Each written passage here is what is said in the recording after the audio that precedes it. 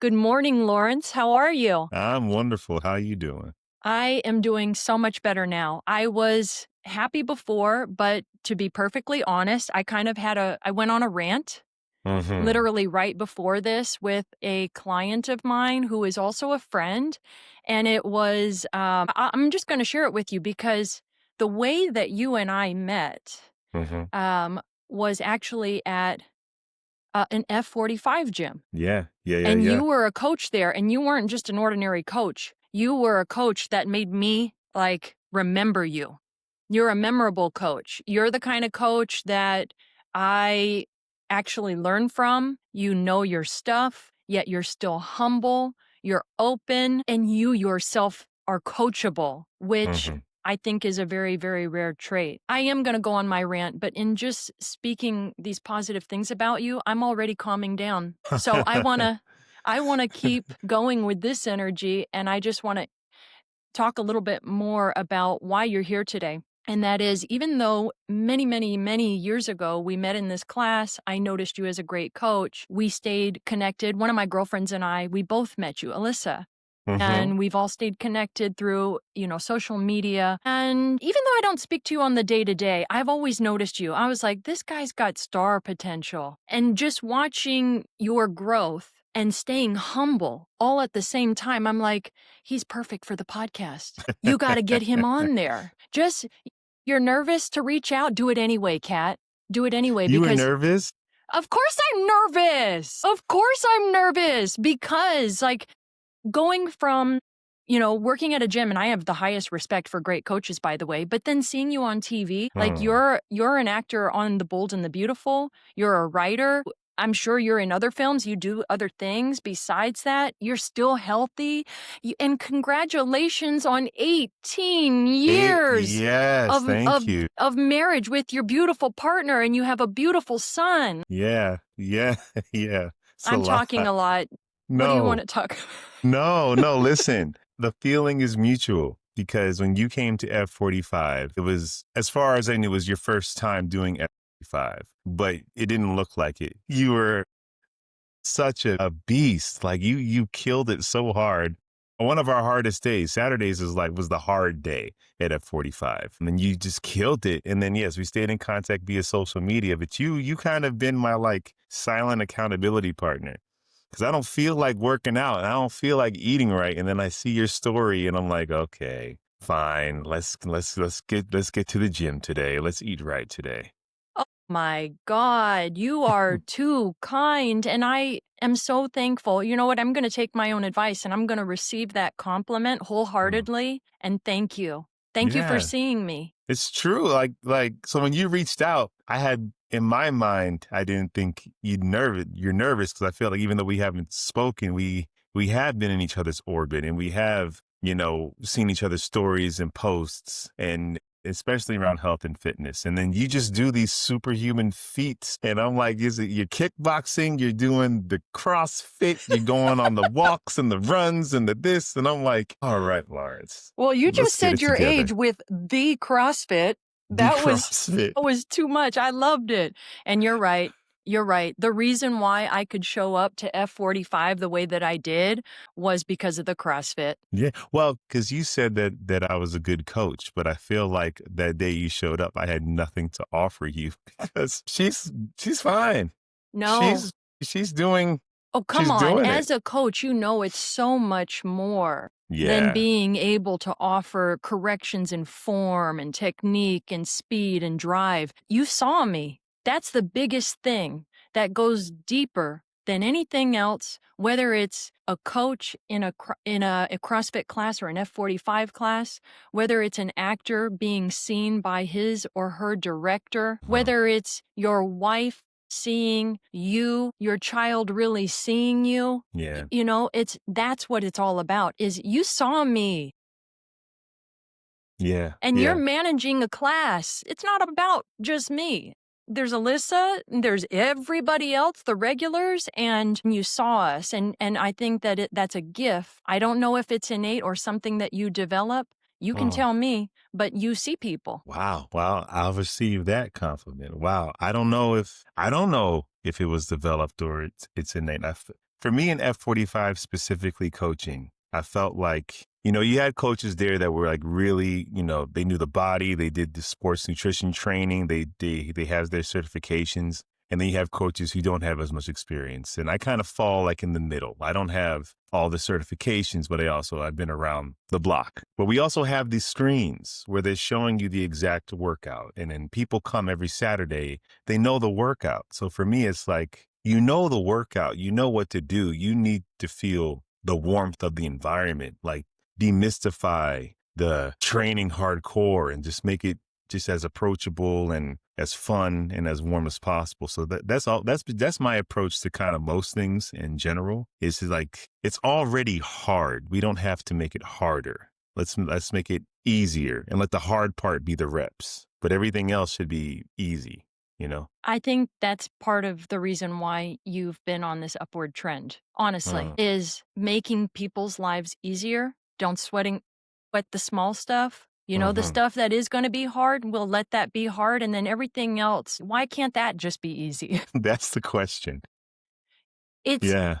It's easier said than done, though. I Hmm. think that it's in some people's nature or maybe their environment for us to just kinda be high strung and to be vibrating at, a faster frequency, Yeah. and maybe that equates to feeling more productive. I don't know. I'm speaking from what I feel is when Yeah. I'm a little bit like higher strung, it's Hmm. because I feel like I should be doing more and it transfers over and it bleeds over into other areas of my life instead of doing what you said, which is okay, let's let that hard thing be hard and understand and respect that. And then let everything else be enjoyable and just easier. Yeah. And I feel like I've been high strung most of my adult life. And Really? then yeah, because I'm very similar to you. Like I got it. It's go time. It's go, go, go, go, go. Sleep when I'm dead. We got to go, go, go, go, go. And then my son was born and it kind of slowly shifted things into perspective. And it's like you have to be present in different areas of your life. And some other areas of my life did not require or need the go, go, go. Go, go, go had to like stop here. But with your son, it needs to be this way. When you're with your wife, it needs to be this way. When you're hanging out with friends, you don't need to be thinking about work because I always did. And then I found a peace in being able to compartmentalize my life that way.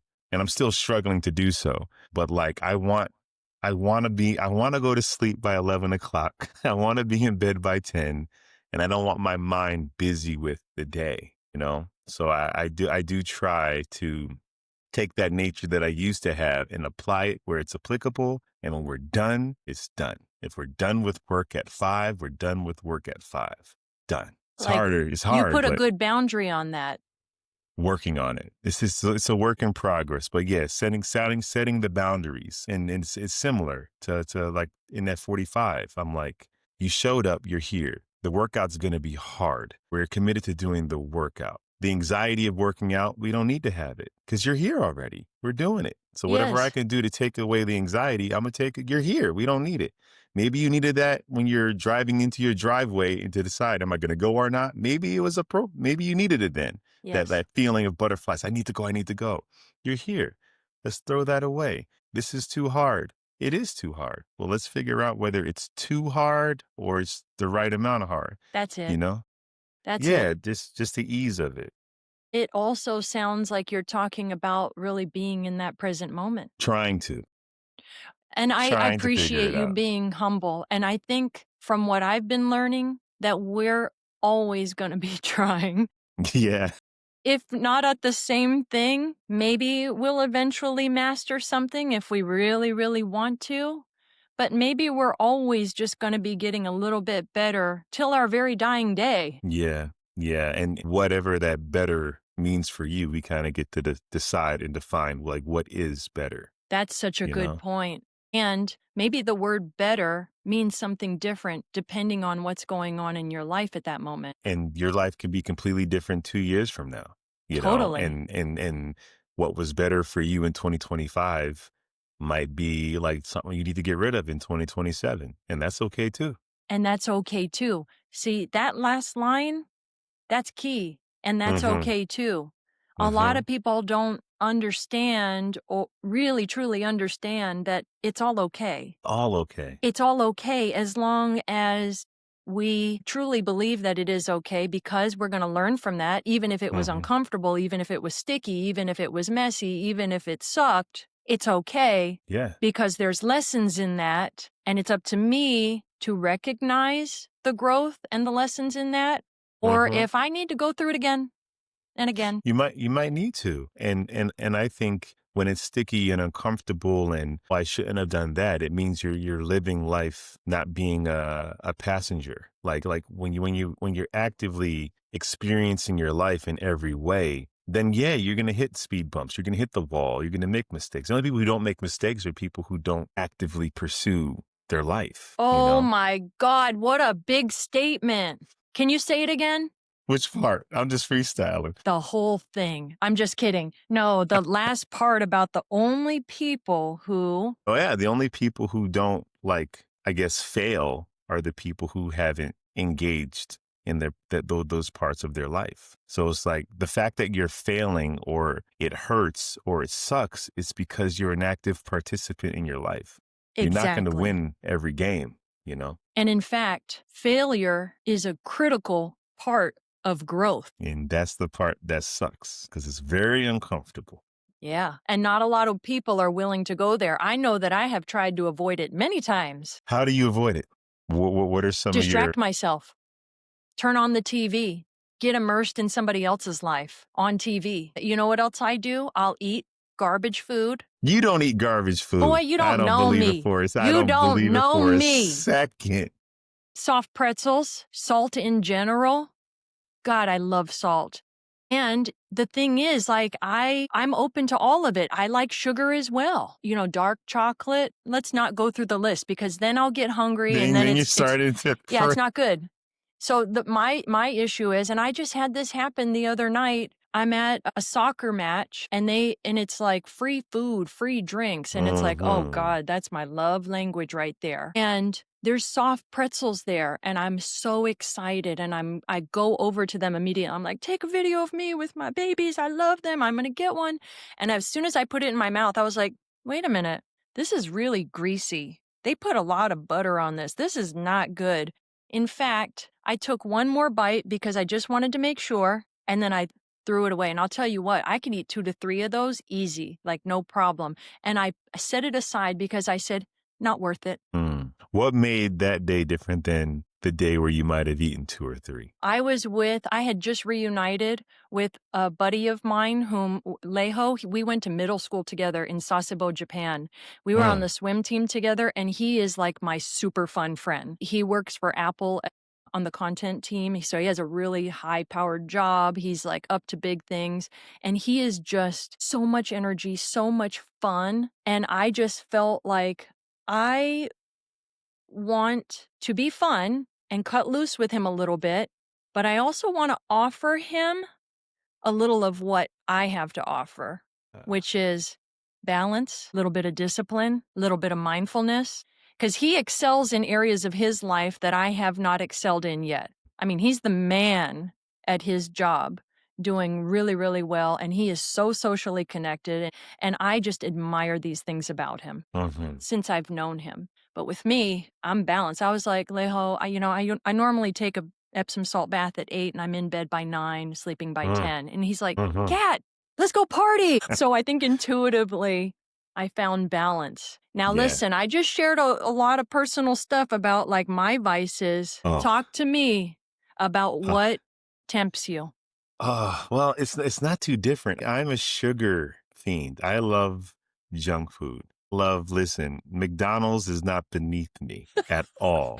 Gummy bears and my cheat days used to be, especially during the F45 days, because when you're coaching and working out, you're just burning so many calories, it didn't matter as much. But my cheat days were epic. Like Ooh, tell. two donuts starting out, and like the big donuts with like the frosted flakes on them and all that stuff. And then like I would move on to like cereal, and then I would have like a bacon, egg, and cheese, and then just gummy bears and M&Ms and a family pack of Oreos. Then I would have like probably McDonald's or pizza for dinner, and then a pint of Ben and Jerry's ice cream. Whoa, that's epic. Yes, that was, and I was fine. And then I hit like 35 or 36, and it just didn't. And my body was like, no more. My body started hurting from Wow. those cheat days. But I still have those cravings, and I try to practice discipline. I try to practice boundaries. But The Rock said something that I thought was really cool. He said, "Every now and then you have the case of the efforts, and that's okay." So Tuesday, the plan was to be clean and eat this, but then you know what? I'm gonna have me some soft pretzels today, and I'm not gonna feel mad about it because that's just where I'm at, and that's what's gonna happen. And we'll get back. Now, if I have it every day, then we got to do. We got to Sometimes I figure hear something out. people saying like, "Hey, I am gonna have that extra scoop of ice cream because that's the kind of mood I'm in, or it's a holiday." And I realize, wait a minute, you said that every holiday and you said that every birthday, and that's half the year. Yeah. Yeah. Well, and I guess for me, it's like if I decide to have the extra, it's not because it's like I'm not celebrating anything. It's like you want it, you can have it. If it's like a celebration, yeah, that's a slippery slope because there's a lot of holidays. I If know. we're gonna do this every holiday, if we're gonna do like there's a lot of holidays, there's a lot of reasons. Oh yeah. But every now and then, I feel like it's healthy to, especially if you're the type of person, I think we might be the same, where we kind of thrive in the plan. And like, on this day I do this and I'll eat this at this time. And I'm very organized like that. And sometimes that by itself can be a bit overwhelming. So sometimes me having a little cheat in a day I'm not supposed to, like, disrupts the pattern I set. And it Yes. almost frees me to like go hard some more. Cause I'm really good at setting a pattern and locking into that pattern, and nothing can shake me out of that pattern to the point where that doesn't serve me anymore. I kind of need to be shaken Mm. out You need to shake it out. You need a to little release bit. it. Yeah. And then sometimes that one day of efforts it can turn into, well, the week is lost. You might as well just, But totally. you Everybody know, knows what you're talking about. I certainly do. I'm like, you're right. I am like you. I have a whiteboard behind me in the hall, one of those really big ones. And I like diners and I like restaurants that put like the menu and the specials of the day. yeah, So it's a white erase board, and I put down 4 go to meals for breakfast, lunch, and dinner, and then like a bonus one when I need variety. And what happens is every time I'm going back and forth in my hallway, I see it, and also my subconscious sees it, and it says shrimp salad with the works, all the veggies, all the uh-huh, seeds, all the nuts. And then, yeah, I have a little fun, and I do put crispy bacon in there because that's what I need right now, and that's what's going to get me dialed. Will I eventually do less and less strips of bacon? Yes. And will I eventually do yeah, no bacon? Yes, absolutely. But I know from experience, all or nothing doesn't work for me, and it doesn't same. work for most. Sa I used to be an all or nothing person, and there would always be that wall where it crashes. It'd be all or nothing for like a month or 2, and then the whole thing breaks because it was way too much, and I can't keep this up forever. Yeah. Yeah, yeah, same. I still go through it. I think that's why I love being in health and fitness, Mm, is because my job holds me accountable. I am not going to be that charlatan coach where I am overweight and not walking my talk. So it forces me to do the things that I want others to do. Otherwise, it's like, mhm. why would you even listen to me? Why? Okay, I have a question for you because people have asked me, like, if you weren't, on TV, if you weren't doing those things, would you work out the way you work out? And I was like, I'd like to say yes, but I've been doing it for so long. It's hard for me to know where one stops and the other one begins. So for you, my question is, if you weren't like on a platform trying to help people through health and fitness, if you were just working your regular 9 to 5 and you go to the gym for yourself, do you think you'd be the same exact way? That's really hard to answer. My answer is I wouldn't do that because I chose this. Why are we even thinking about that question? Because I didn't choose it. Right, right, Why? Why right. even consider it? because Right. I'm not gonna think about something that I totally did not choose. I chose this, and it's Yeah. working, and there's absolutely no point in dwelling on what if you did this or what if you did that. It's like I don't have time for that anymore. I love that because I think whenever that question came to me, it wasn't from another health and fitness person. It was always from someone outside of health and fitness questioning how the discipline, questioning, do you really want to do this? Because it was never someone within this world that were asked me, like, would you still be doing it? I think for us, it'd be like, well, of course you would, because you decided to in the first place.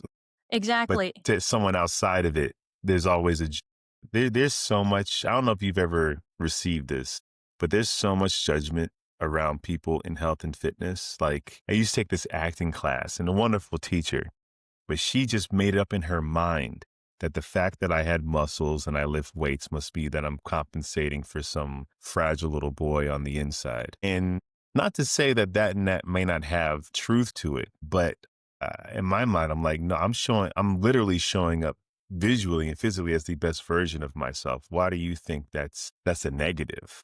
Like they, I don't like that energy at all.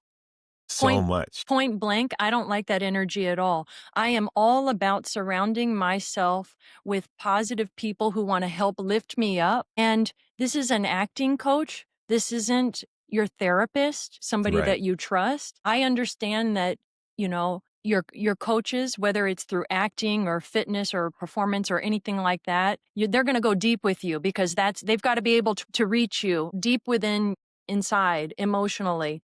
But to me, I don't see how that adds anything positive to your life, and I'm so sorry that you had to go through that. I feel like that's probably just one of many things you've experienced, but a lot of times, and I admit this to my own clients because I did it this morning, just Hmm. before I saw you. I did it this morning. I said, "Hey, listen, I know we're working out and we're also having very real conversation. What I'm about to offer you, just understand that I'm probably projecting my own stuff Hmm. because I want to stay in my lane. I really like this person a lot. I consider her a friend, but also I'm not a qualified therapist. I've never said that I am, but as a coach, you go deep in Yeah. conversation. A lot of the reasons, working out and getting better and like shedding weight and shedding things that no longer serve us, it makes intimate relationships with your coach. Hmm. And I'm Hmm. a coach, not a Hmm. therapist. I'm Yeah. human. I project my own stuff. I think that coach of yours, that acting coach, was projecting her own stuff. Absolutely. Because in with those conversations, we also had the conversations of she was kind of overweight and she was dealing with that. And she was asking me questions of like, what can I do that would be low impact? So there was a projection of stuff. But when you go to an acting class, when you're working with a coach, if you want to go in and get the best of what that coach has to offer, you do come in open. Like, you let certain guards down, which can leave you vulnerable to certain things. And you just hope that your coach, I love that you have such self-awareness, Now because I it's, do. I mean, Lawrence, I'm like you. I'm trying every day, and I didn't yeah, always have it. And believe me, if we had, I don't know, an entire year to talk, I could go through the laundry list of mistakes I've made and how mm, I've started, I think, at the very bottom and just like continued to dust myself off like yeah. one layer at a time. And there's like a million layers. But And but you're in pursuit of getting dusted off. Like there's so I many love people it. who there's a lot of ego involved in just everything, and there's a lot of people who want to be the guru, who want to be the therapist that can talk to their clients and almost be the god in their life. There's a lot of ego, that there's a temptation to be that, and the fact that you're in pursuit of making sure you don't step into that lane, because it'd be very easy to.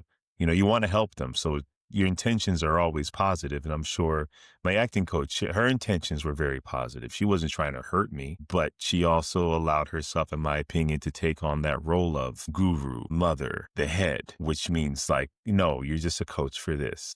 And you can use that for good or for yourself. And subconsciously, I don't think they know either way. But the fact that you're in pursuit of being authentic and understanding boundaries and setting boundaries for yourself is pretty awesome. I appreciate that because it's taken a lot of work to get to where I am today. For most of my life, healthy boundaries were, I didn't know what they were. Mm. And so they were non existent.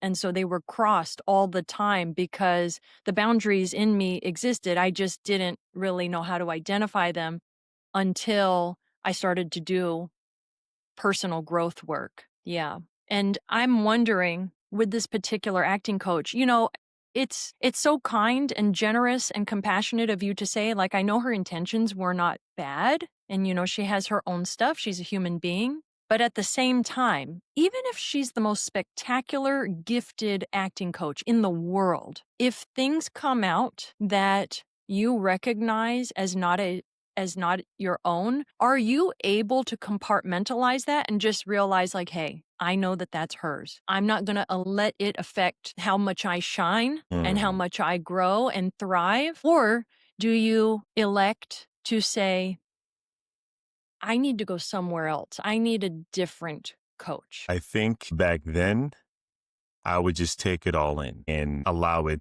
to live inside of me and hope that it helps. Now I have much more of a boundary. So now I can see myself possibly staying with a coach like that, but being aware of that's their stuff. Like now I'm so much more aware of when you walk into a room or when I walk into a room, people who are fit walk into rooms, you're like a walking accountability image, right? Like anyone who sees you sees what they should be doing, what they're not doing. And it really, and they feel a whole lot of judgment on themselves. And people who aren't able to communicate that in an articulate way, it will come out with, you must like work out all the time. Don't you have time for any? Like and I recognize, oh, you're just projecting how I'm somehow making you feel. Because when you see somebody who's fit outside of just their physical fitness, you're looking at someone who chooses to live in the uncomfortable.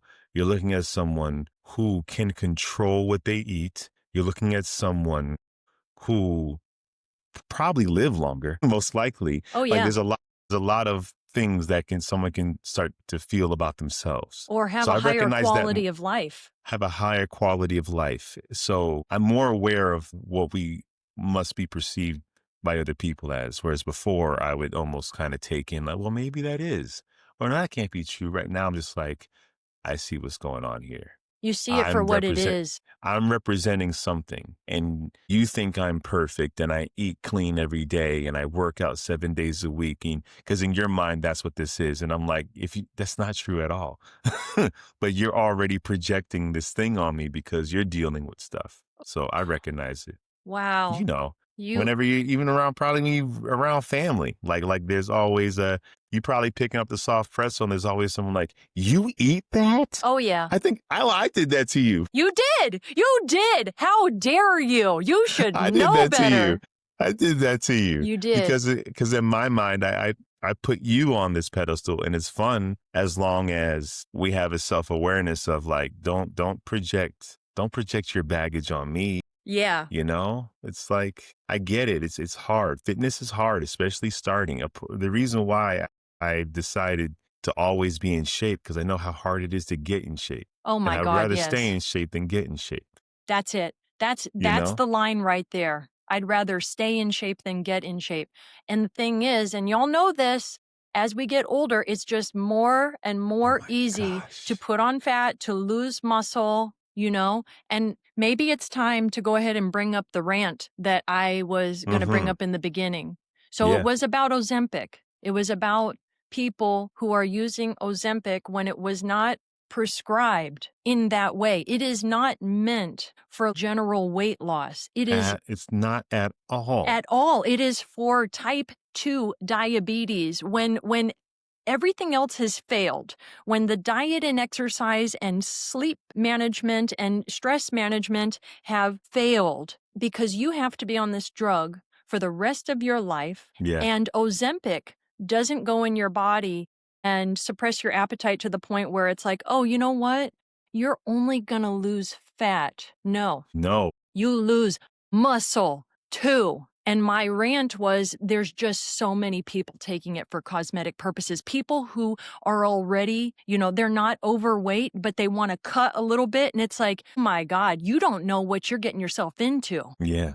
Yeah. Yeah. Have you, in the world that you work in and seeing all these beautiful people, aesthetically, like people who are very easy on the eyes, let's be real. Mhm. Is there any buzz about Ozempic or maybe not even at work, but in your friend circle at home? What, as a coach, as a fellow coach, what do Mhm. you think of it? At work, I feel like, or just even, no one talks about what they do, whether it's steroids, whether Mm, it's Ozempic, whether it's facelifts or cosmetics. Like, no one really talks about it. And I'm sure they talk about it amongst whoever's engaged, but no one like tells their secrets. But my family and I, we talk about it a lot. Like, my family's, we all do fitness together. My dad used to be a power lifter when he was younger. He's the guru.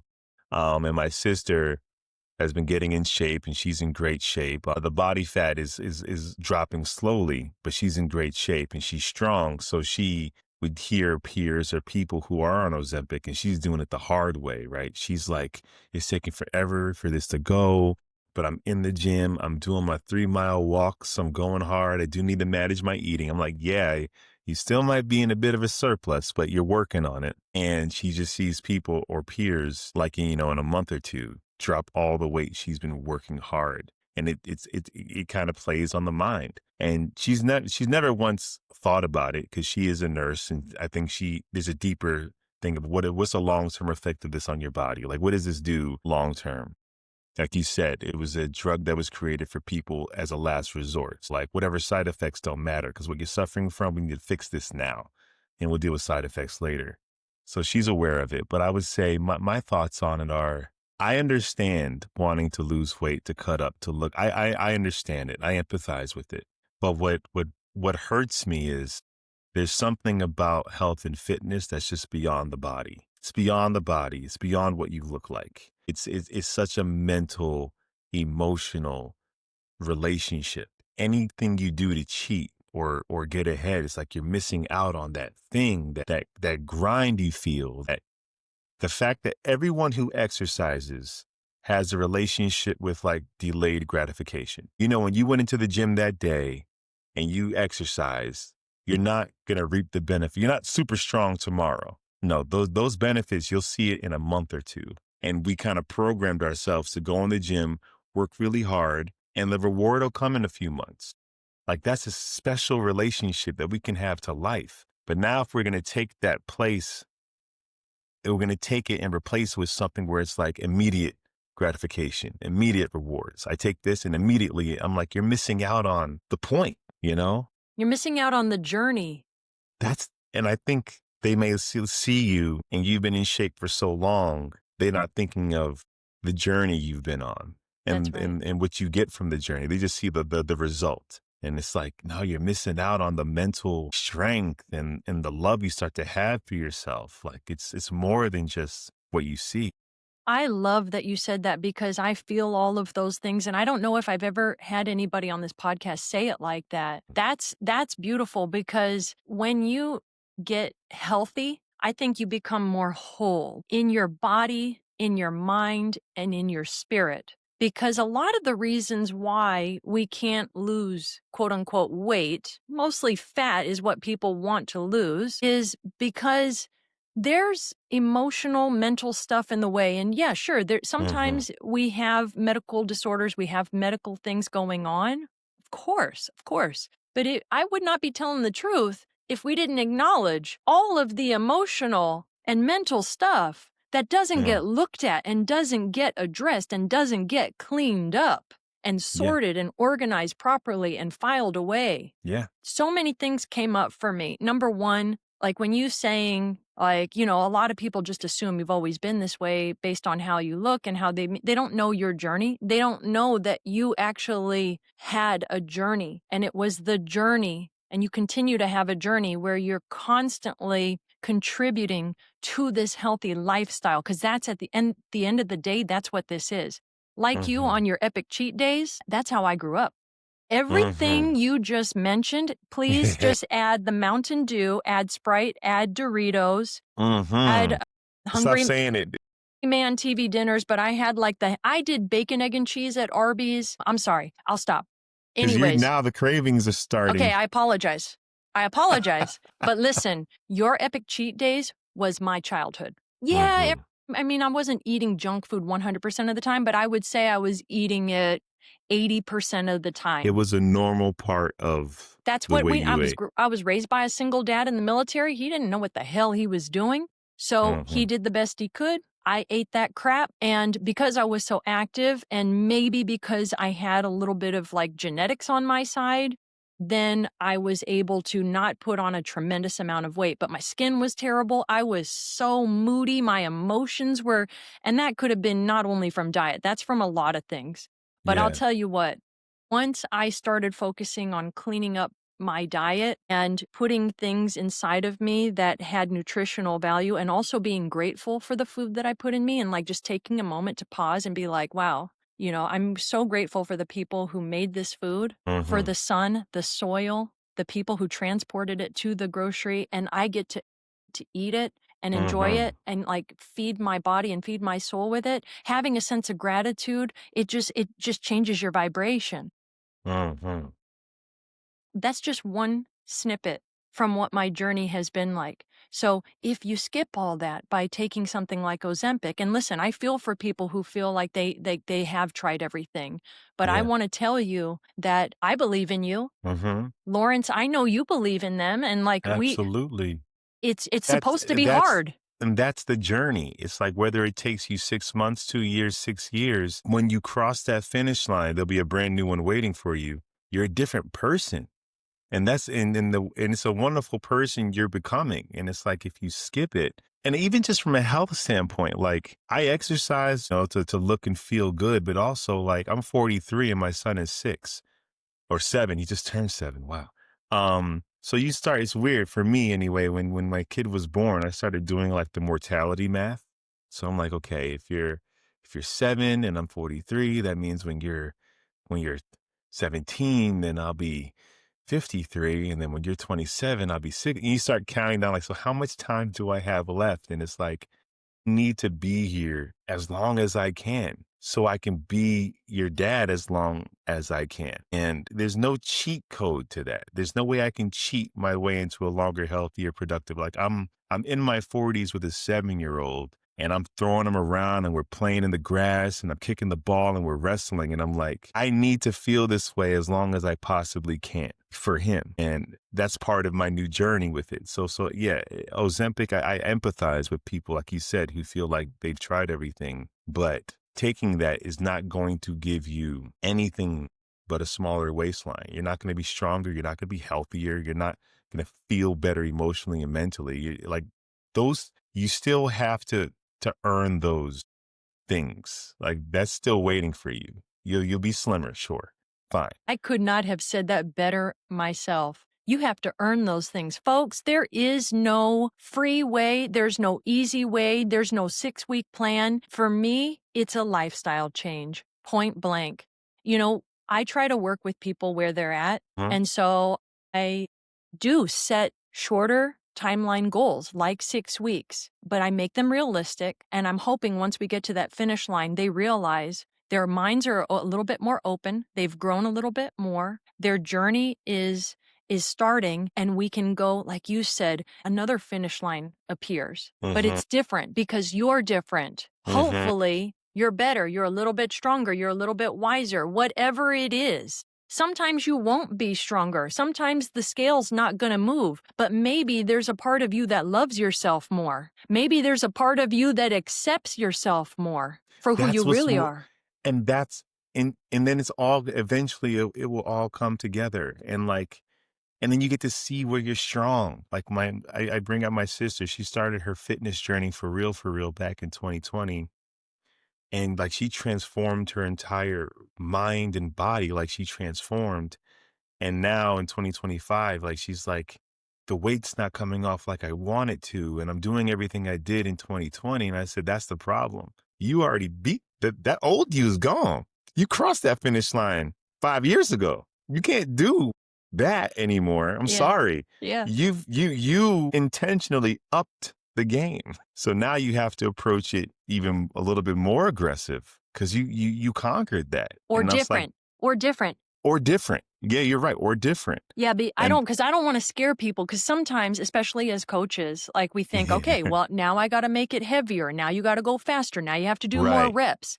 The right. thing is, I've discovered because 'cause I'm 45, and I'm feeling some stuff, like, I know I'm strong, but, like, I do not recover as quickly. But I feel you. we don't always have to go more aggressive. In fact, I told this girl, not girl, she's a woman. She's in her mid-30s, and I saw her working out so hard, beating her body up and looking like Hmm. a badass, so strong, just fierce, but walking around like a little old man afterwards because the body was so tight and the muscles were so sore. And I just looked at her and I was just like, "Mhm, I've been there so many times."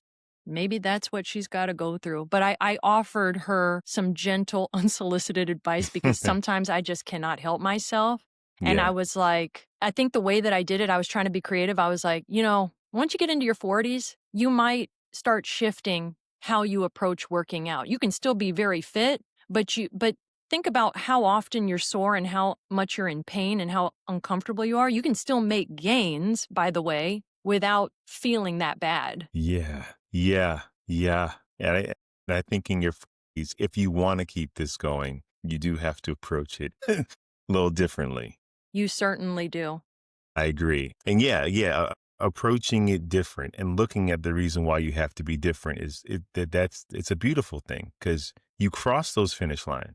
You cross that benchmark. We got to approach it different now. You're not the person you used to be. That's to be celebrated. Exactly. And I don't want to say that sometimes when you cross that finish line, yeah, you sometimes you will go harder. Sometimes you will go faster. Sometimes we're going to increase the weights, and that's Mm-hmm. good. But what Mm-hmm. I'm saying is that's not only what it is. Right. Sometimes we need to pull back, we need to pivot, and we need to do yoga and we need to stretch. I'm projecting right Yes. now. I receive it because my back has been hurting, and it's because I don't warm up properly Mm, and I don't stretch like I should.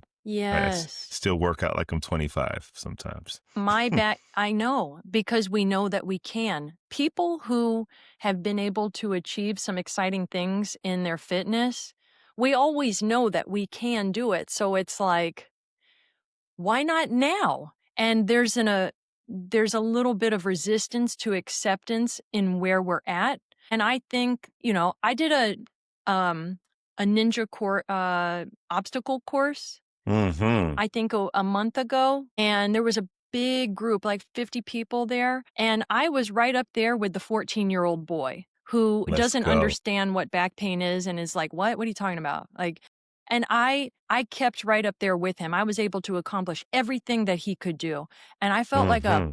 badass. Yes. But you know what? The difference between he and he went home and the next day he could have done it again. The next day, like all my old injuries that I was trying to heal were like, "What did you do?" Yeah. Okay, do you feel like it was worth it? And in my mind, I was like, yeah, I got good video. That was fun. It was amazing. I know I can do it. Okay, but I respect you, body, and I'll chill out. I promise. I promise. But how many times do I get to go to a ninja You course? had to do it. I And had and to and do and, and it. you had to let that 14-year-old boy know you're in my house now. Yes! And listen, and I don't care whether somebody wants to say, well, I don't care. Listen, it is exciting when you can be at the ages we are and we're with teenagers and like, they're like, whoa, like, listen, I don't know how much, before we know, we're going to be in our 60s and I won't be able to beat the 14-year-old. So like, beat them as long as you can. I love Okay. it. Thank you for confirming that Oh decision. yeah, I don't feel absolutely. bad about it, but hey, Lawrence, I did learn lessons. I learned lessons. Yeah. Am I gonna go do that again? One of my beautiful girlfriends, Janae, she was like, "Hey, Kat, do you want to do that on our next play date?" And I said, "You know what? I'm good.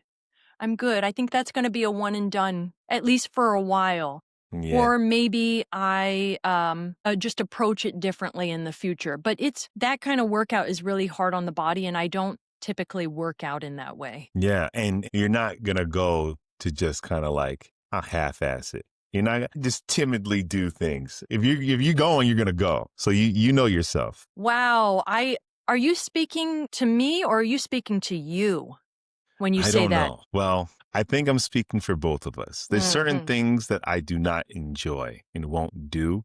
Like I don't enjoy long runs. I don't. I like sprints. So I have friends who will invite me to go on a run. I always say no because I know if I go out on a run with them, I'm not gonna like speed walk. I'm gonna like keep up with them, and I know I'm not gonna like it. I know my knees aren't gonna like it. I'm not gonna like it, but there's no way I'm gonna be on a run with you, and I'm not gonna do everything I can to keep up with you because that's the well, what are we doing here? So Well, I wait a just minute. Wait a minute. That's what I was asking. Are you the kind of guy that says, okay, if I say I'm going to do something, I'm going to go all out.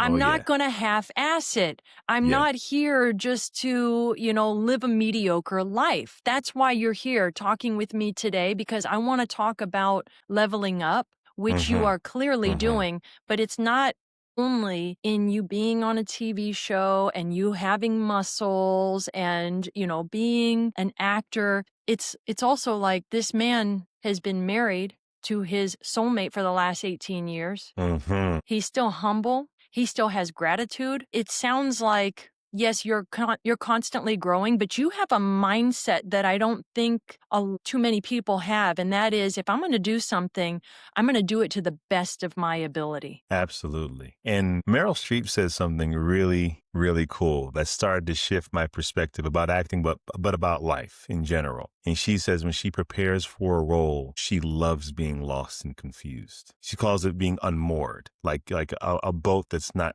attached to an anchor. It's just kind of drifting at sea. And a lot of actors and a lot of people would find that terrifying. You want to know what you're doing. You want to know the plan. I don't like to know that I'm don't know where I'm going to go, but she loves it because she gets to explore and experience, and there is no wrong. Like it affected me. I don't know if I'm humble. I'm just really cool with knowing that I have no idea what I'm doing, and I don't act like I know what I'm doing. And I get humbled every single day by people, by you, by everyone who seems to be a master. Because I'm like, I love that I don't know what I'm doing. And in my marriage, I don't know what I'm doing. So every day I'm doing because there's nothing, I don't rest on my laurels. I don't rest on I know how this works. I don't. I go to the gym and every day feels like the first day. Okay, what are we doing here? What are we doing here? Every rep feels like the first rep. Okay, let's get into this thing. Let's wake the body up. Maybe we can push a little harder today. I don't come into the gym going like, well, I got this yesterday. No, I'm like, what are we doing today? Well, I show up today. I don't know. We got to go. We got to see what happens. So Wow, you're yeah, treating each day fresh. It like is it's a never new happened day. before. It's like blank slate.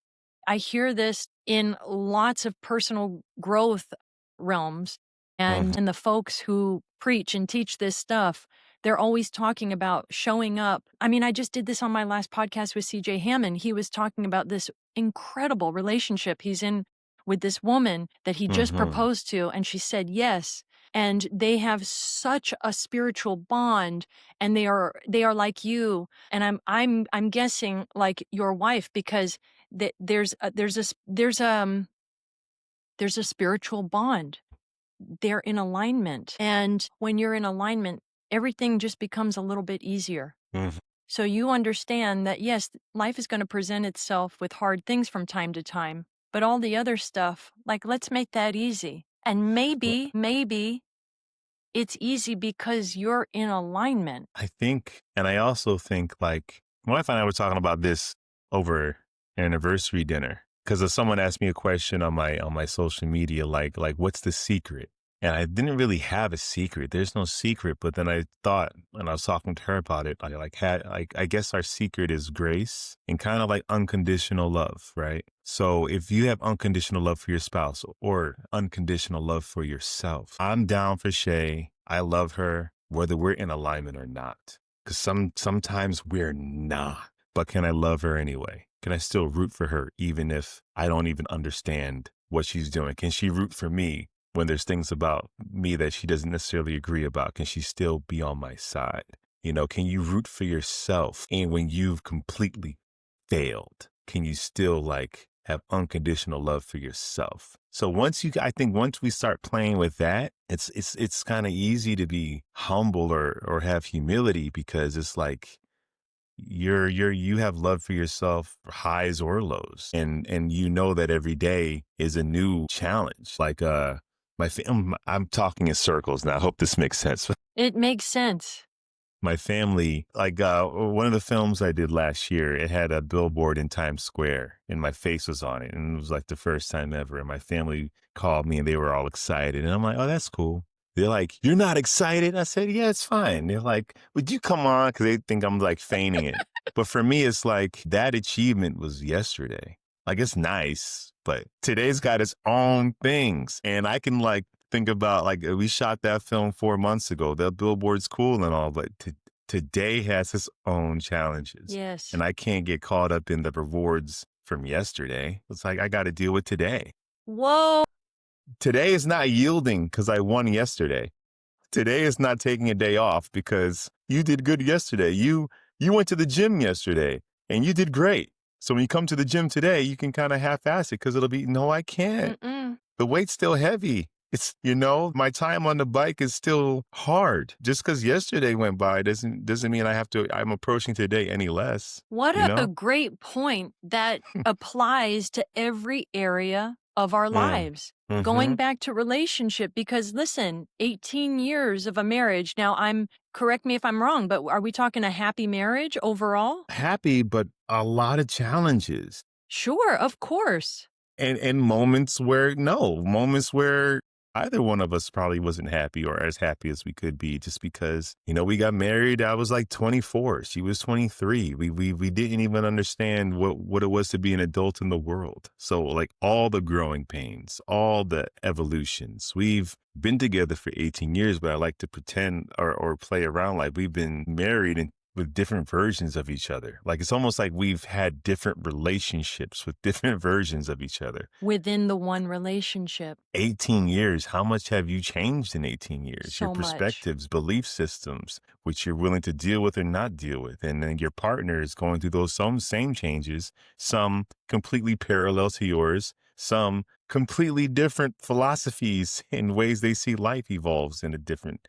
and all that. That's why we came around to grace and unconditional love, because that's the only thing that can support how much life evolves, and may not go your way. You and your spouse, or you and your partner may be in alignment with this, but then your partner gets some kind of euphoric moment of, actually, I think this now. Does the whole relationship fall apart? Maybe it's supposed to.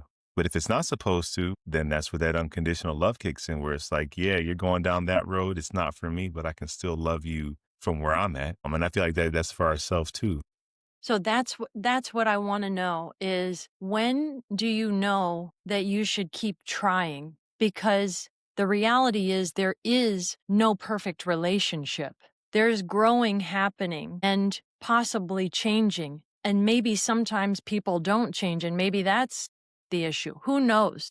Anything could happen, because two people create a very unique relationship that could never be replicated. So how do Hmm. you, Lawrence, know that you want to stay in it and you want to keep trying? I think it relates to fitness in a really cool way.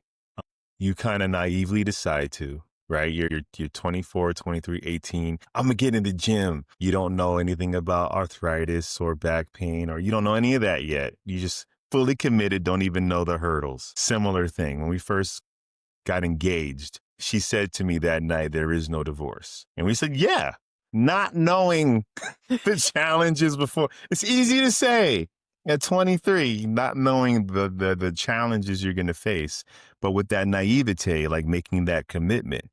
And it's very similar to the gym. It's like, if you're committed to exercising in any way, you blew your knee out, you're rehabbing your knee, you're probably still going to work out again because you made a commitment. It'll be different. You won't be able to do the same things, but you're still committed to this thing. And then one day you go to the gym and realize your shoulder, you can't do certain things. So you have to work out in a completely different way, but you're still committed to it. It's similar. Like you and your significant other are perfect for each other in a vacuum outside of life. But then within life, there's jobs, there's careers, there's you get fired, there's you have a child that completely changes your dynamics. You and your partner love to go on hikes together, you're fit together, and one of you unfortunately gets sick. And it's the kind of sick where they can't do that anymore. Your life change. Like all these changes are will continue to happen in life in general. And I think somewhere you make the choice of, well, I'm never going to stop exercising. So the way I exercise will probably change for sure, but I'll never stop. If my knees hurt to the point where I can't do cardio, then I'm going to be a swimmer now. I'm going to swim. If I can't lift weights anymore, well, then we're just going to do body weight stuff. If me and my wife aren't able to have the date nights like we like to because we have a child and the child has these demands, then we're going to have breakfast. So you'll figure Mm. something out. But You I think pivot. you pivot, and the pivot can only happen, in my opinion, if somewhere down the line you told yourself, well, there is no other option. There is no Wow. other option. Okay, Like, I love that. But what I'm wondering is some of these things that you're talking about that look different as you grow as humans is, people could lose jobs, they could get hmm promotions, they might need to move, children, pets, people get sick, maybe parents get sick. hmm There's all sorts of stuff. All of those things I just mentioned are external. yeah, What yeah. about what about hmm when people change on the inside and they get healthier and they're growing and their partner isn't, then what? I think that's a case by case basis. I don't think there's a one answer for everyone, but for us, at this point, there is no divorce. So if I were to grow and she's not, or if she were to grow and I'm not, there is that unearned grace. The grace is unearned. You did nothing to earn it. You do not even deserve it. You have it because I love you. So you're building up your life. You're doing amazing things, and I can't get my butt off the couch, and it really bothers you. But you have a space in your heart where you're like, I still love you anyway. And I'm going to love your lazy butt for the rest of your life. And it might mess up our social interaction. Romance might die out. Like certain things, there's a cost to that, but there's still a choice. And then for some people, they're like, well, we're not compatible anymore. And I think we need to end this relationship. And I respect that. I'm not saying that's the wrong, but for us, it's like, it doesn't really matter. I can say this for myself, for my wife. It doesn't really matter what she does or doesn't do, or it doesn't matter, or how she feels. Like, it doesn't matter. It's like the spot that I have for you, it's eternal. There's hardly anything you can do to mess up that spot. Now, I can be disappointed in you. I can be upset. You can hurt my feelings for sure. Still doesn't change the spot. Because you've decided that. You both decided that. She told you no divorce. You're Right. going through this together. You are committed.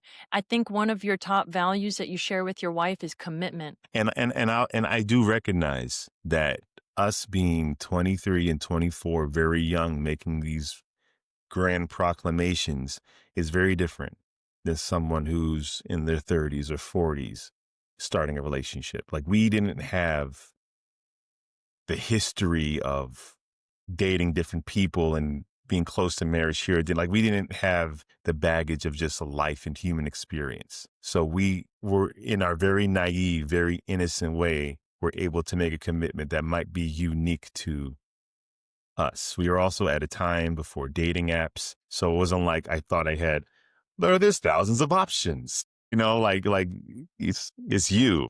Yeah. So, and I think our ignorance for us actually helped us in building a commitment. But I recognize that it's a unique situation. It's unique, but I'm discovering that every single person, every couple is unique. Every Right. single couple. Right. Literally, like if I dated somebody else whom another gal had dated, I'm going to have a totally different dynamic with this person. Absolutely. When you combine two different energies, it's so unique. And so in your circumstance, this is what you know. This is clearly working. I'll tell you this. Okay, I think this is the secret. Tell I me. think I have the secret, my secret. I don't think it's not for anyone else. It's for me. Having my son put a lot of things in perspective in a very big way. And I think a lot of parents will understand what I'm talking about, where your child is selfish, self centered, and cares about only what they want. There's nothing your child does, especially in the first like 4 to 5 years, that earns your love. You just love them for being. They're not doing anything. They didn't remember your birthday. They didn't ask you how you're doing today. None of that. They're just existing. And man, that level of unconditional love, you can actually apply it to other areas in your life. That child is doing nothing to earn it. And there's nothing my son can do to make that go away. So I'm like, well, I said I had unconditional love for my wife, but now I'm experiencing like, this is what it actually feels like. There's no way I would have known this is what it feels like until I had him. And I'm like, well, I can really apply that to my marriage because there is nothing my son can do in the world. God forbid he will never do this, but he can do the most heinous acts and I'll never change my love for him. He's my son. Well, why can't I make that application towards my wife? Why can't I make that application towards myself? So my son kind of like helped solidify what unconditional love is. Because let me tell you, he don't remember my birthday. He's only told it's Father's Day. But he's a child. And number one, I absolutely love that. I love kids and I'm a coach for kids. And I see what you see. Like you love them unconditionally. You don't need them to do anything for you. It's just 100% a selfless act. Yeah. And it can teach you so much about grace and patience, right? Yeah. It teaches you Yeah. everything about patience. Yeah. And I'm so happy that it helped you create more space for unconditional love, not only for yourself, but for your partner is, your partner is a grown up. Yeah. They're not a child. Yeah. And so they have some responsibilities. Absolutely. I don't hold my son accountable the same way I hold myself or my wife or my friends accountable. And they don't hold me accountable the same way they hold their children accountable. But the unconditional love part, it's like it's happening in parallel. It's happening in unison. That's still there, but I still need you to not talk to me this way or vice versa. Lawrence, you still need to not have that tone. I love you, but you still need to fix this part. That's still there. Absolutely.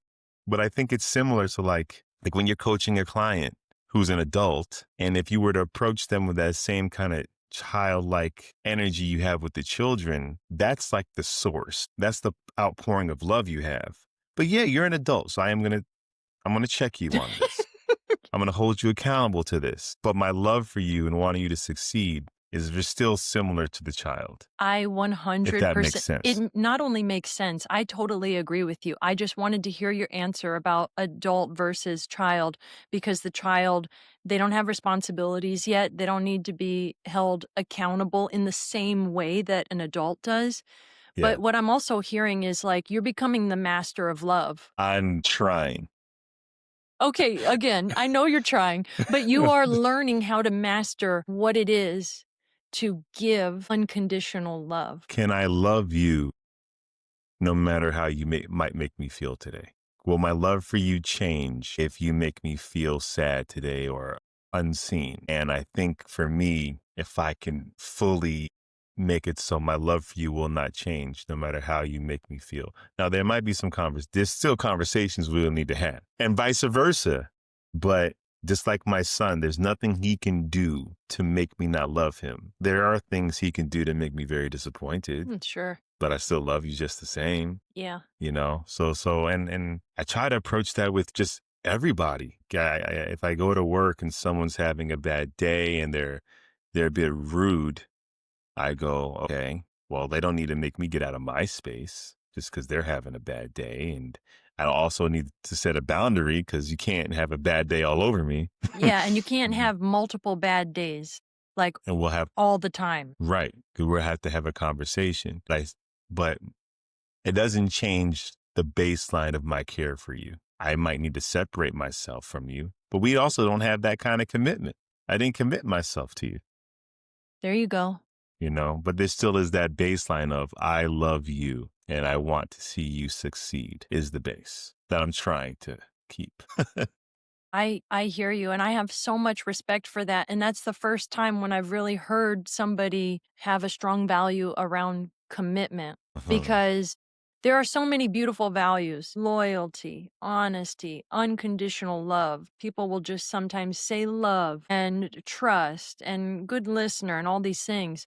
But commitment, in having this conversation with you, I'm really learning a lot about what commitment means. The reason why it's speaking to me is because in a lot of areas of my life, I've thrived because I've been committed. I am committed to my health. I am Mhm. committed to my fitness. I am committed to personal growth. I am committed to self love. Now, romantic relationship, I need to look at that. I need to look at that. To be perfectly honest here, I need to look at what commitment means in partnership. I do. And I think I'm the kind of person who never admits that I've just got it all. Everything's just working in my life, everything's thriving. My therapist actually gave me a visual to consider. She Mhm. said, think of those people who spin plates. Like there's a stick and they're spinning all these plates at the same time. This one over here starts losing momentum. So I've got to speed this one up a little bit. And then I have to go over here and I have to tend to this one because this one dropped down. And so you're kind of bouncing and beep bopping around because Mhm. you can't be all in all Yeah. over the place at once. Like it doesn't work that way. Yeah. It's a Yeah. life is a balancing act. Romantic relationships and what you're getting your needs met and all of this, it's a balancing It's act. a whole yeah. Yeah. Yeah. And I think what can be challenging for people like us is when you are focused and you have your goals and you do have self-love and you know that you can create the life and the world you want with hard work. You get into romantic relationship and it's almost like, "Oh, I have to give over control. I can't control you. I can't form you into my ideal world." And it is terrifying. And it took me a very long time. It took me like 12 of the 18 years to really go, I have no control. And I am not only okay with it, I relish in the lesson of not having any control. You It's said terrifying. you said 12 of the 18 years. It That's when your son was took, born. Or it he, was close. It was close. he put things in perspective. Wow. Because being a young husband in my mind, provide. And not to say she wasn't working, but I just had an idea of what my dad, a husband, is. And when you're young and dumb and don't know what to do and you got this pressure on yourself, like all you want to do is control everything. And then I chose a profession that's doesn't even make sense. Like there's no control in this thing. You audition and you hope. So it took me a long time to go. The illusion of control I thought I was trying to obtain, it never existed in the first place. It never existed. So all I can do, relinquish the control that I never had in the first place and fully just allow myself to be lost and enjoy it. Enjoy the journey of being lost. Enjoy the journey of not knowing what to do. Enjoy the journey of, I don't even know who you might be today. I don't know who I might be today. And I have these goals I write down for myself, but these goals might pivot today. And I'm okay with if they pivot, you know? Yeah. Yeah. And I might have a whole different way of looking at this in a couple of years. But being lost. And I think that's the key in romantic relationships, especially if you're not young and dumb like my wife and I were. If you have careers, if you are established and now you're dating, you do have a certain amount of standards we weren't old enough to even have. You do have to like relinquish the control. That's so hard to do. I'm still working on that. Control, you're 100% right in saying that it is an illusion. Mm, Just because you can control some aspects of your life, like you can determine what you're going to eat that day for weeks on end, you start to think that you have control over that. But the truth mhm. is, we're just blessed that we get to do that Yeah. particular day. And if it repeats itself multiple days, then you just got blessed all those days. I have Yes. to reframe it in my mind because if I think I have control, then I'm literally setting myself up to be disappointed because that's not the way that life works. Life Mm, is an illusion of you having control. You are blessed if things go your way, and you are also blessed if they don't. If you decide that you're going to take away the gift of a lesson from that thing that was uncomfortable, from that thing you were not expecting. That's what Mm-hmm. I'm noticing in you, Lawrence, throughout everything we've talked about today, where you have a mindset where you look at each day, each moment, each rep, seeing your wife, seeing your child, you see them for what they are in that moment. I think, of course, you're human, you have expectations, but it's also you are flexible, you are open.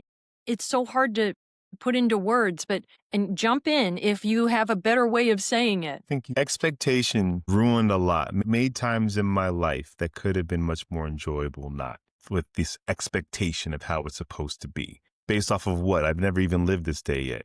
Why am I expecting it to be a certain way? And it's a blessing that I can repeat. Like you said, it's a blessing I can repeat some things I did last Tuesday today. But today has not existed yet. I haven't shared this too much. It's not a secret. I haven't shared this too much, but my son is autistic and nonverbal, doesn't speak, communicates, but still doesn't speak, and he has some other needs. So that's why I say him being born is transformative, because from the beginning of his diagnosis, I don't know what tomorrow's going to look like. You know, I had this idea of what a 7-year-old boy would be like and what we would do together, and it's completely different. And it's beautiful and it's awesome. But if I held on to what I thought it should be, it'd be a miserable experience for the both of us. And he has taught me to be like, you don't know what this is. You don't know what it is. Just because you went to the gym yesterday and it was chest day, you think that today's chest day is going to be the same? It's not. Have the humility and the wherewithal to know you might learn something new this chest day because you haven't done it before. Your wife, you think because you've been married for 18 years, you figure her out. No, she's different today than she was yesterday. And the minute you're okay with it and you yield control over that, you'll get to learn her and experience her in new ways. So now you can be a support to it instead of, no, we're here. And I was like this for a long time because it's where I felt safe. Even in my own regimented go, go, go self. It's like are you gripping the steering wheel so hard out of fear or discipline? And it was both. The discipline was there to work hard, but a part of me felt like I'm not smart enough. I'm not talented enough, but I can outwork you. So I'm just going to do that. And then at one point I'm going like, well, what if you're exactly who you're supposed to be? And let your hard work support that instead of you compensating for what you're lacking. How about you just support what you are? It doesn't make the work less hard. It just makes it easier, you know? It's still hard work, but it's more in alignment with who you are and it feels better. Yeah, I'm not working hard to go against. Like this guy I work with, he used to say to me all the time, you're too nice. You need to be less nice because people are going to walk all over you. And, you know, you need to have an edge about you and blah, blah, blah. And he was coming from a place of love. He like wants me to succeed and he's projecting onto me. And that would get in my head a lot. And I wouldn't do anything to change it because I'm not just going to walk and not be myself, but it would get in my head a lot. And then one day I was like, no, the way you are serves you. Like people trust you and feel safe around you. And those are things that you like about yourself. I'm not the brooding, mysterious type. I'm just not. So like, why would I pretend to be? You feel like you've known me for years type. Like, why not? So why work hard to lean against that? How about you work hard to cultivate what that is, you know? I love But it that. took me a long time Yeah. to even entertain that notion. Wow. Number one, I just appreciate everything about you, what you shared, starting with, well, from the start of our conversation, but also sharing about your son being Mm, autistic. Something that I have shared with people that I don't share that often because I do feel vulnerable is I was diagnosed with mild autism when I was 38 years old. mm, So not a lot of mhm, people know that, and when I tell them, they say, "Oh, well, you don't seem that way." And it's like, "Okay, well, good, because I've been working on this and you haven't seen the journey." But that's a whole other episode about talking mm, about what that journey has looked like. But I mhm. really appreciate you going there and trusting me and our audience with that. I can see how you've had to have patience and you've had to let go of expectation and you've had to get curious about life. and so that you could learn the beautiful lessons that you're learning now with your beautiful son. And I'm so proud of you. I'm so Oh, incredibly man. proud of you. And, you know, there are so many people like your coworker who wants the best intentions for you. But again, they're projecting their own stuff onto you because number one, they're not a qualified therapist. They're just being a friend. They're just being human, just being Mhm, human. And mhm. they're doing the best they can. And so I think what it boils down to is like we don't separate ourselves from people and isolate and think we're better because we recognize that. I think the key here is we just recognize that people are doing the best that they can, and Yeah. at the end of the day we need to be confident in who we are. And Mhm, I think a lot of that stems from curiosity. You, mhm, Lawrence, are a very curious person. I think you have the eyes of a child where you are open to sense and wonder every single day. mm, This is something we have as children, and it gets lost as we get mm. older and we have bills to pay and we have stresses and we have responsibilities. Yeah, yeah. The life kinda starts to bog you down, and I think the gift that I have been g the privilege I have of being an actor is, like, my profession is imagination. So part of me kind of always kept that part of that childlike part of myself, but you're right, like, life isn't what we thought it's gonna be. You know, you said you got your diagnosis at 38, like, I'm sure at 7 years old, you didn't plan to have, we have our plans, but these things are beautiful because they're what makes us us. And if we accept it as beautiful, we can go through life supporting it. Like my son, he's 7 years old, we're still potty training. There's a lot of temptation to allow frustration to be part of our relationship, but man, that would like sour the entire experience. And it's like, no, I feel the temptation and I reject it. No, I'm not going to treat you any way because you're not the version that I dreamt up 10 years ago. Same thing with my wife. I'm not going to treat you a certain way because you're not the version that I dreamt up for myself in my early 20s. No, like you're you and I'm me, and we're gonna work this thing out for as long as we have each other's best interest at heart. I think that's when, at least in romantic relationships, where you can start to walk away, is when you guys just don't have each other's best interests anymore. Your intentions are no longer to help you be better. That's when it's like, okay, I can see your intentions and your actions may not be on, so they can be hurtful, but I know you want the best for me. When you're unsure if that person wants the best for you, then I think that's when possibly. But I'm rambling now. You're not rambling. I'm getting emotional over here, and my eyes are watering because I need to hear these words right now. I really need to. I believe wholeheartedly that everything happens exactly when it's supposed to happen in the way that it happens. Us Yeah. having this conversation with the topics we've been talking about today needed to happen. I believe for both of us. Mm-hmm. Oh yeah. And we've been Oh yeah. talking about the stuff that makes life. There's nothing superficial about this conversation at all. And I Uh-uh. appreciate every ounce of you and every ounce of who you are to become. And I wonder if out of this conversation, what do you want to offer to the folks who've been listening in? What is the one big takeaway that you want to gift to them? I just want everyone to know how special they are. Like they're special and wonderful and the main character. I think if you're religious, the Bible says we're all fearfully and wonderfully made. Every hair on your head was accounted for. If you're not religious, then you got to think like the way you're here is because your great great grandmom, it's your great great granddad at this speakeasy that they weren't even supposed to be at, and they met and yada yada yada, and then between your parents, that sperm had to hit that egg at that specific time